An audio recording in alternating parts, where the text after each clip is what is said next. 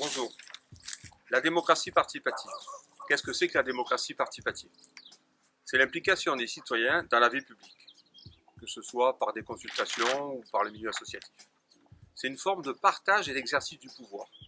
Fondée sur quoi? Fondée sur le renforcement de la participation des citoyens à la prise de décision politique.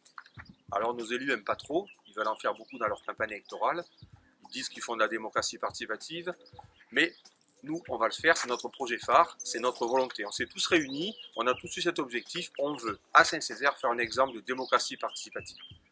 Alors ça a commencé dans quelques villes de France, ça a commencé par tout ce qui touchait l'aménagement du territoire, l'urbanisme, après c'est parti sur l'environnement. On est passé donc d'une démocratie représentative qui ne fonctionne pas trop au niveau national, vous le voyez très bien, les gens ne sont pas contents de la manière dont ils sont dirigés, à une démocratie participative.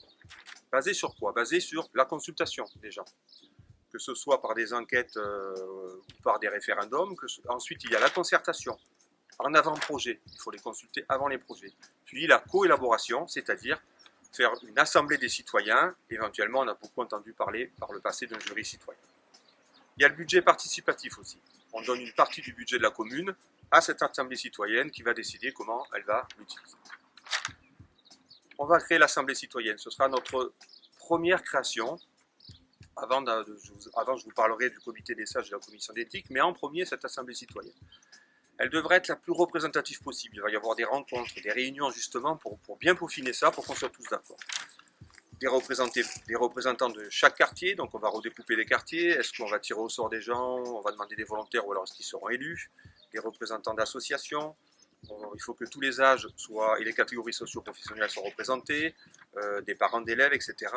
Par tirage au sort ou par élection, on ne sait pas trop, mais en tout cas, on va constituer une assemblée citoyenne très représentative. Il y aura 4 à 5 commissions permanentes sur cette assemblée, les commissions qui seront très importantes pour nous, et là aussi, on définira lesquelles. Ces commissions permanentes, ça va fonctionner pour des groupes de travail plus petits, parce que cette assemblée devra faire entre 50 et 75, on ne sait pas trop le nombre, mais déjà avoir un nombre important de personnes pour que lors des réunions, lors des commissions, il y ait suffisamment de monde pour étudier. Cette assemblée citoyenne, donc, va établir les règles du jeu, bien entendu. Ensuite, elle va se pencher sur un comité des sages. On va constituer un comité des sages. Un comité des sages, ce sera un peu comme le Sénat, et d'ailleurs l'Assemblée citoyenne un peu comme l'Assemblée nationale. Ce comité des sages, ça va être, si nous sommes élus, si vous avez la chance, si vous nous faites confiance, les 2 maires donc, ne seront plus élus, donc le maire actuel Claude Blanc et l'ancien maire, donc Maxime Coulet, seront invités à participer à ce comité des sages. Ce seront des gens qui auront une pratique de la vie publique, qui auront des compétences particulières et qui seront consultés pour les grands dossiers. Ça fera une espèce de navette. Les dossiers un peu moins importants et je vais dire courants, assemblée citoyenne, les dossiers un peu plus particuliers, échange entre l'assemblée citoyenne et le comité des sages. Ensuite, on va composer une commission d'éthique. Il va falloir avoir des gens au-dessus de tout soupçon parce que c'est eux qui vont surveiller. Si on mène vraiment très bien, si on exécute le programme qu'on a fait, ils seront chargés de la charte des élus. Ils seront également chargés de la transparence au niveau financier et budgétaire.